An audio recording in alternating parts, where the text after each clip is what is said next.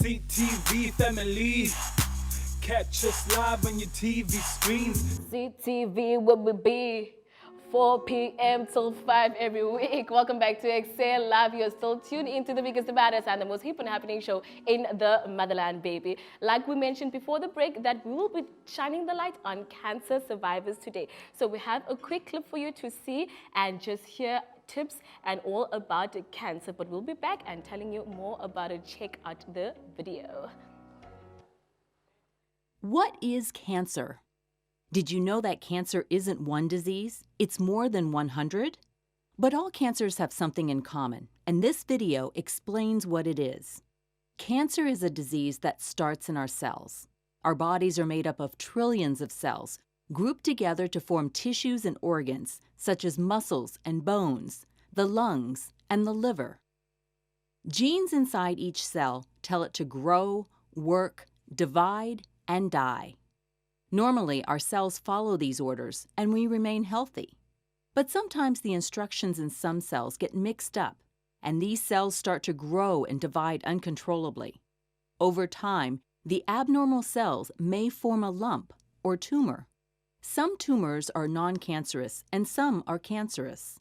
Cells that aren't cancerous stay in one place in the body and are not usually life-threatening.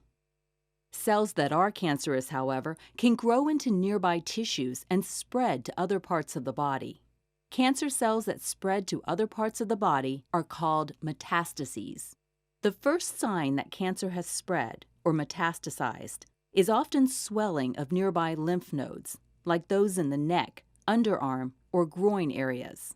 But cancer can spread almost anywhere in the body. Cancers are named after the part of the body where they start.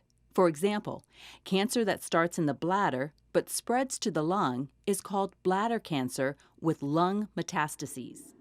I think it is so important that we learn so much about cancer. Now, I know our viewers at home won't know, and I don't think you know either. No. But when it comes to cancer, I have a very soft spot for it because unfortunately, I lost a sibling when I was younger to cancer. So it's a reminder, guys, it's not something that happens just overseas. It's not something that happens, to somebody else. It is something that can happen to you. So it's so important to make sure you keep all of this in mind. Did you know that childhood cancers account for 1% of all new cancer diagnoses? About 15,590 children and teens ages 0 to 19 have been diagnosed with cancer. So please keep that in mind. It's very scary, hey? Yeah, it definitely is scary. I love the fact that you took it back home, Lauren, and talked about how you've lost someone in cancer. And I do believe that truly each and every one of us has lost someone that we know, that we love, whether it is in our family or it's in our friends to cancer. Because I also personally lost my grandfather to cancer. So cancer really is something that we should be knowing shows about. how important it is. And we should, learn more about the facts of cancer. Another fact about cancer is that 30 to 50% of cancer cases are preventable. Hey, the following behaviors can help reduce the risk of cancer: maintaining a healthy body mass index, eating high amounts of fruits, vegetables, exercising regularly, avoiding tobacco use, and limiting alcohol use. So those are the ways that you can prevent cancer.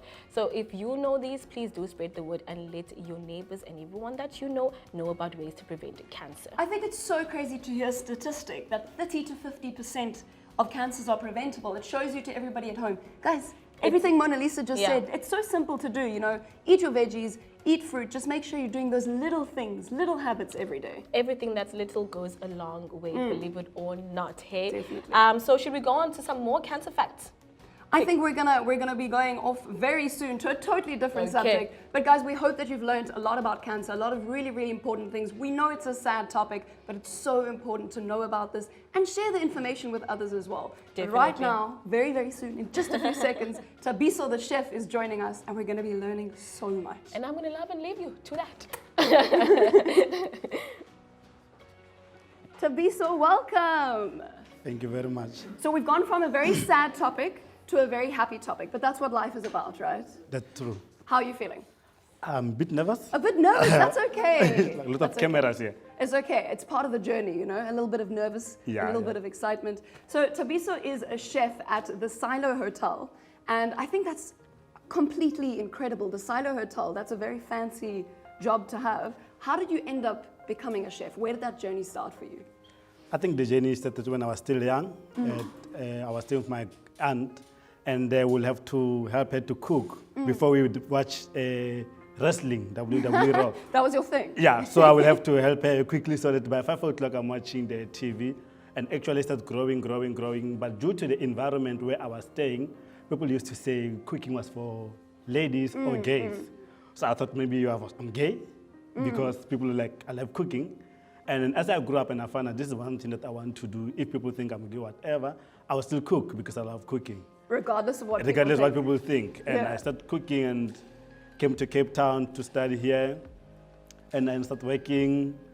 And then I'm currently working at the Silo Hotel and also working at Kazi Cuisine Restaurant, which is mine. So which is quite interesting. So I love that it's not just about food, but it's also about the fact that you were breaking stigmas, you know, that the kitchen isn't only for one kind of person or for one gender. So tell us more. You mentioned that you started a business, your own business. What is that all about? How did it start? So Kazi Cuisine, when it started, it was in 2018. I started as the private chef because I didn't have money to open the business. So I have to start as the private chef. From there, I had my business partner, which is Kabelo Mamokhale, that she used to help me a lot of the business.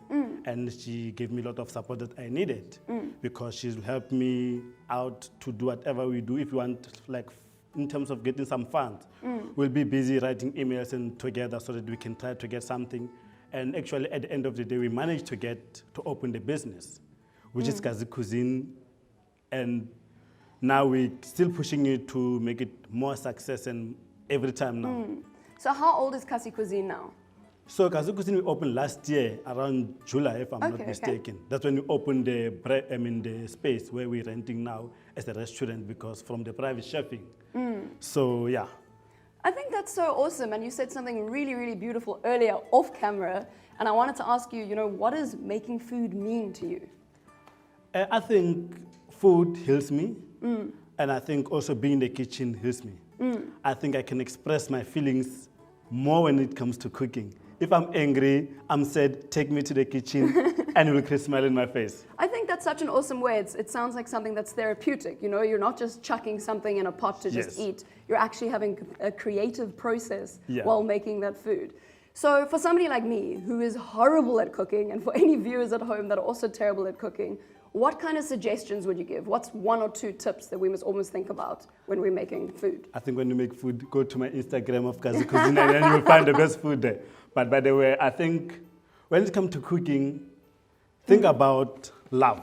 Think about doing something with love, with passion. I mean, you can cook simple ingredients and turn them into something massive, which is I think that's what people should do. So you can start basic. Yes, basics. And there's Google. It's helping everyone. You can be a chef from Google. I get very overwhelmed with Google. I'll cook, you know, how to cook an egg, and suddenly I'm like, there's 14,000 articles and I have no idea where to start.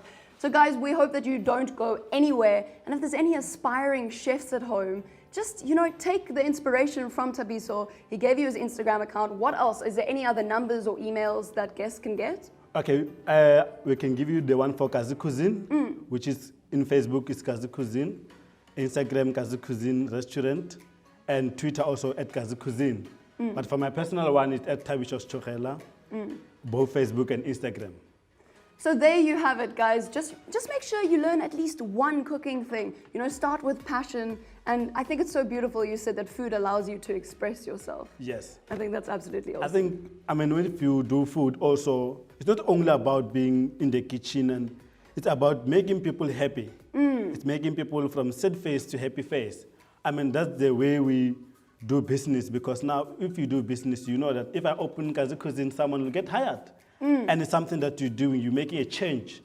And also what we're doing at the moment now as Kazi Cuisine, we are partner with a Santam Foundation to help give back to the community, which is good if we have something that we've been there and we're not gonna use it, or we're changing the menu, we talk to the people and they come and get and help someone who's in need. So you're creating ripple effects, you know, you're helping others so that others can help even more people.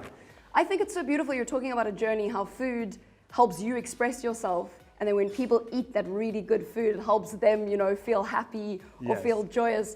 So guys, I really do hope that you learned loads of things from Thabiso. I know I'm going to be chatting to him more off screen as well because I'm terrible. I really am. And I'm inspired by you. Maybe I'll get better in the kitchen. But don't go anywhere. Stay seated.